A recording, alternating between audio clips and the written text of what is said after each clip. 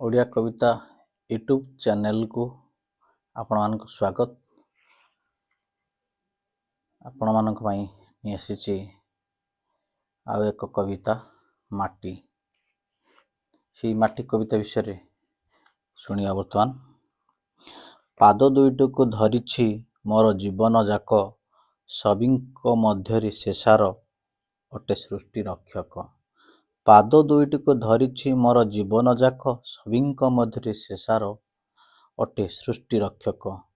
ସୃଷ୍ଟି ସ୍ଥିତି ହୁଏ ବିଲୟ ତାଙ୍କ ହୃଦ ପ୍ରଦେଶେ, ଧ୍ୱଂସ କି ବିଧ୍ୱଂସ ଯେତେକ ତାଙ୍କ ଦେହରେ ମିଶେ। ମଧୁର ମୂର୍ଚ୍ଛନା ନିନାଦେ ବହେ ହୃଦେ ଝରଣା, ଅମୃତର ନୀର ଦିଏ ସେ କେବେ ନ କରେ ଊଣା।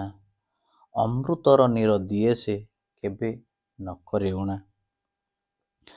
ନାନା ଜାତି ବୃକ୍ଷ ଲତାରେ ପରିପୂର୍ଣ୍ଣ ସମ୍ଭାର, ଶସ୍ୟ ଶ୍ୟାମଳାରେ ସଜ୍ଜିତ ତାର ପୃଷ୍ଠ କନ୍ଦର। ଶସ୍ୟ ଶ୍ୟାମଳାରେ ସଜ୍ଜିତ ତାର ପୃଷ୍ଠ କନ୍ଦର।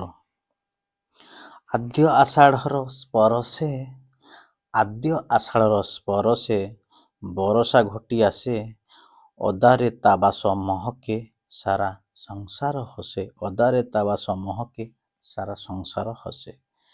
ସମ୍ପଦର ଗନ୍ତା ଘର ସେ ଅଟେ ପ୍ରକୃତି ରାଣୀ, ତାଙ୍କ ସେବା ଦାନ ପାଇକି ସର୍ବେ ହୁଅନ୍ତି ଋଣୀ। ଘାତ ପ୍ରତିଘାତ ସହନ୍ତି କେବେ ନ ଯାଆନ୍ତି ହାରି, ସମସ୍ତ ଜୀବଙ୍କୁ ପାଳନ୍ତି ବିଶାଳ ବକ୍ଷେ ଧରି। ପ୍ରାଣୀଙ୍କ ମଧ୍ୟରେ ଅଟଇ ଶ୍ରେଷ୍ଠ ଜାତି ମାନବ, ମାଟିକୁ ନେଇ ସେ କରିଛି ଅସମ୍ଭବ ସମ୍ଭବ।